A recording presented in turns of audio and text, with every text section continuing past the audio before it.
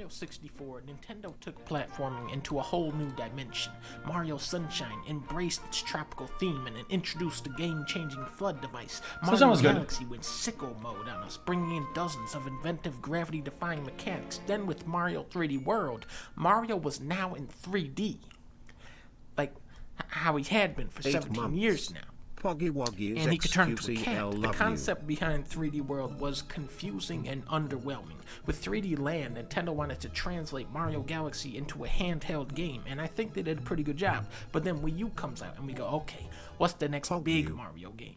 And it's a bigger version didn't the Wii U fail? Of Mario Galaxy.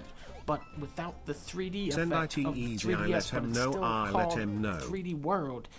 Huh? For me, this game is a lot easier to appreciate now that we have Odyssey. All of the things that were disappointing to me back when it released are now the same things that make it so distinct from the other titles, like the fixed camera. One of the major things people seem to struggle with in the older games is I didn't like it as much. Having to control Mario and the camera at the same time just doesn't click for some people. So Mario Galaxy said, okay, you don't gotta worry about the camera anymore. We're gonna go into every single level and script out 100 different cameras so that no matter where you are, the camera is in the perfect spot. Galaxy opened the door to more linear design, and 3D World walked right through. The trade-off is you get to experience new ideas much faster at the cost of the freedom you had in Mario 64. You still have the backflip, somersault, long jump, spin jump, and some new moves you'd later see in Odyssey like the ground pound jump and the Mario roll. But none of your moves here move you very far. They're mostly just included as a flourish. Even more so than Galaxy, this game is heavily reliant on stages to make movement interesting. What's happening in chat? What's this going mold mode? Watching a video, man.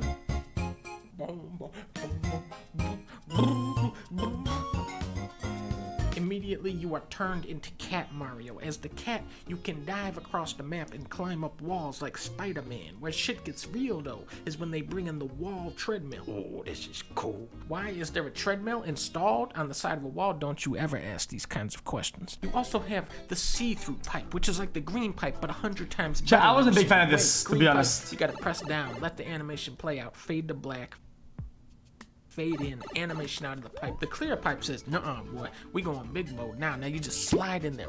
So seamless, and you can see Mario was fine. Down it's the okay. pipe with the squeaky sound effect. Sometimes he can be controlled while in the pipe. Sometimes it'll guide you through a scenic transition, and then as soon as he pops out the other side, you're in control. It's such a beautifully executed mechanic. 3D World is kind of like the Sonic generations of Mario, with the developers remixing. I thought Odyssey was really innovative. The entire series for Mario series. Combo meal, and this approach would carry over into Odyssey. You have rabbits and slides from 64 where you really good. Yoshi's brother Yonka Dingo. The shoe power-up finally returns from Mario 3 as an ice skate. You can jump through clouds like Sunshine, extendo blocks from 3D Land and Galaxy. There was just so much borrowed DNA from that game. Rhythm levels, switch pads, platforms that flip when you jump. Captain Toad thinks he's getting killed off by Doug Bowser, but it's just wooden. I hate Toad. Fuck Toad. Puff Prod Peaks is where you realize that the Wii U gamepad was created just for you to play this one level. To move to fan platforms, you actually I don't think anybody actually likes Toad. Gamepad. Then these little Goombas pop up,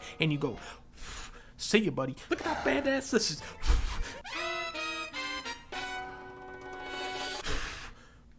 I like that. Canyon. You jump off the spring into the litter box. The sand slows Mario down, giving the Condor a slight edge. Then you go up this hill. Bah, bah, bah. So clean with that part. Now you're at Fucko's Pass. It's your favorite? Hell no. no. Move faster, but if you go too fast, you'll slip off. Then you gotta trick this guy into pecking the brick, bounce up the sand waterfall, and then gun it down these shuffle platforms to the flag. Beautiful stage. Not every level in 3D World is perfect, but it's insane how many perfect levels are in this game. The roller coaster like Switchboard Falls. There's a Mario Kart level, trampoline level, circus trapeze. You can kick an exploding soccer ball into a tower of Goombas. Some of them remind me a little bit of Donkey Kong. Terrain. There's a stealth level. There's an Oreo level. Double cherry pass. If you don't like this level, you can kiss my ass. The double cherry has got to be the best power-up in Mario history. You can control 2, 3, 4, 5, 6 Marios at the same time, and then you gotta somehow manage to get them all to the end of the stage. I really love this slide part where if you're good enough, you can swap your Marios to the other side without even jumping. At some point, you just have to ask how. How is there more ideas in the first 2 hours of this game than most AAA games can show you in 60 hours? Well, because you aren't playing a pussy-ass game anymore, you're playing a Mario game. True. Oh, well, that's true for the new one. I mean, new. Not really new, but still. What, was that an actual positive review?